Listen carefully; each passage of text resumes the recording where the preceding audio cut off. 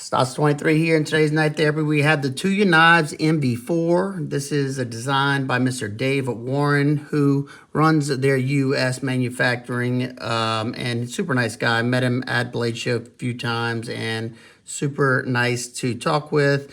And his first Envy I picked up a long time ago, and I'll tell you what, this thing is one of the smoothest knives. Super smooth.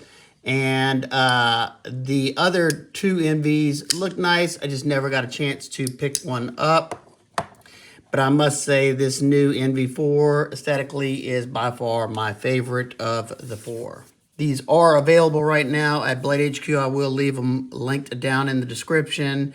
These are a premium knife coming in at $239. Let's get some specs out of the way. You have a total length of 7.75 inches, so it's a medium to large knife for some people. You have a 3.37 inch blade, a 0.5 inch thick handle scale thickness, and a 0.12 inch thick blade stock thickness. The behind the edge thickness on my particular knife is around 21 thousandths, and it's sharpened at 20 degrees per side. The closed profile on this knife, I think, is absolutely stunning. First, you have that beautiful carbon fiber with the aluminum foil in there. You can also get it with the copper foil. I thought the aluminum really popped over the copper, but both of them nice and attractive. This is the first time I've seen this material where they kind of polish the aluminum, so it really plays well with the lights. And overall, just like the overall form factor in the closed position. I also like the aesthetics a lot in the open position, obviously. Let's take a close look at this. You have a very useful Wharncliffe blade here that has just ever so slight belly going all the way to that tip. So it's going to be good for just about any type of cutting you do, except for like skinning, because you want that, steeper belly for whenever you're skinning an animal. But cutting on a flat surface, it should be fine. Cutting in hand, it should be very good and powerful because you have pretty close to a straight edge there. The blade steel on this one is premium CPM S90V, which is an excellent steel. I like that one a lot. It's a very good edge holding steel, and it can take a wicked edge. And I love whenever you leave it nice and toothy. It's very bitey. You have a nice satin finish here. Nice top swedge that goes all the way down to that tip, thinning out that tip, making it a nice, precise precision cutter. You do have a small row of jimping. However, it's not that grippy, and I think to make it more effective, it would have been good to have fine cut jimping and out to about right here, but I didn't really find the need for it when doing the testing, but you'll see that come soon. They do have a sharpening choil, however, they didn't even really clear the plunge. That's one of my nitpicks there. You can see how it's starting to widen up, and here as well. Definitely would have been nice if they would have brought that up a good bit so you could have some sharpening life before it starts to widen up in the back. However, the one positive is the stop pin is way back here, so I can make that adjustment once I go to sharpen this knife if I so shall please. The blade has a mid-height flat grind on it that comes down to a decently thin edge in that S90V. Let's see how well it performs.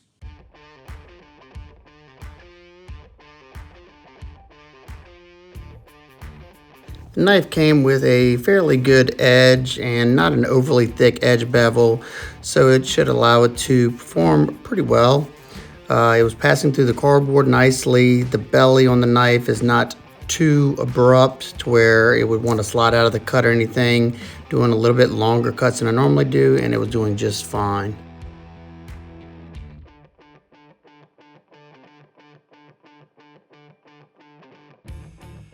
Now we move on to the Pine 2x4 to test ergos and edge bite.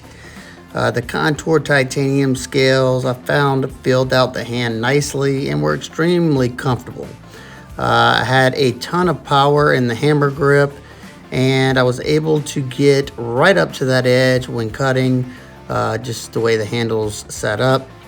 No hot spots to speak of, and very comfortable in just about every grip I tried. Definitely could have done this for a while. Now we move to the twisted sisal rope, and the knife just barely has enough belly near the tip to make these cuts on the flat cutting surface. It's still getting a decent bit of surface area, and as you can see, I'm not really digging that tip into what I'm cutting, into the wood cutting surface. So just the right amount. And in the pinch grip, it was nice and comfortable. The knife had, I would say, decent bite to it. Definitely could have been better, and I'm sure after the first sharpening, it's gonna jump up exponentially. It was cutting fairly cleanly. We end up making 40 cuts before I run out of rope, and that still felt pretty good. We'll find out in just a minute when we go on to the next test.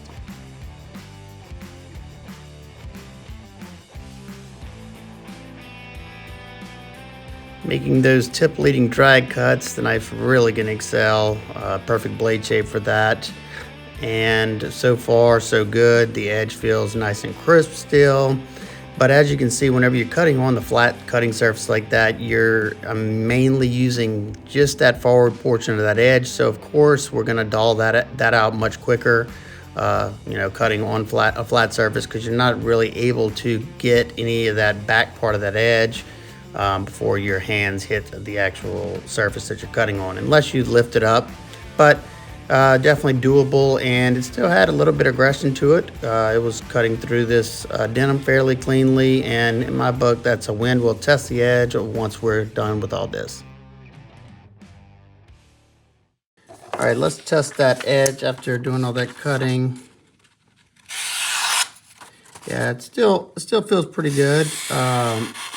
Definitely is gonna be much nicer once I put my first edge on it, but I'd call that good. All right, now let's take a look at the deployment, the action on the knife. You have dual thumb studs, easy access on both sides. This one has a stouter detent than I'm used to, but it does rocket out. One thing I wish they would have maybe put a small chamfer or something on the end of this thumb stud, because it's a little sharp. As long as I keep my finger off that lock bar, I'm fine. But definitely would have been, a little bit nicer to have that a little bit more comfortable. But if you like a nice stout detent, this one has a very crisp and poppy detent. Riding on bearings, nice and smooth, just a few shakes. I think I have my finger on the lock bar there. Now let's close it up and take a look at these scales. So you have a titanium frame with inset carbon fiber with the aluminum that I think looks great. Nice and contoured, very, very comfortable in hand. During all the testing, no hot spots, and I felt like I could have kept doing it for a long period of time. Your pivot is a Torx T8, and unfortunately you have Torx T6 for the body screws, which I don't get it. They had T8 throughout on the NV1. I wish I would have seen that carried over here. And as you can see, you have that same exact profile as the NV1, just inlay on this one and the micro milling on this one. Both of them very comfortable in hand. You have the integrated lanyard loop here that just stays with the lines of the knife. I'm not a big lanyard guy. I could have went without that, but it didn't cause any problems or anything, and you could fit a baby finger in there. Titanium backspacer, flush right here and right here. Nice job. Flip it over. You have a tip-up milled titanium pocket clip that is right-handed tip-up carry only.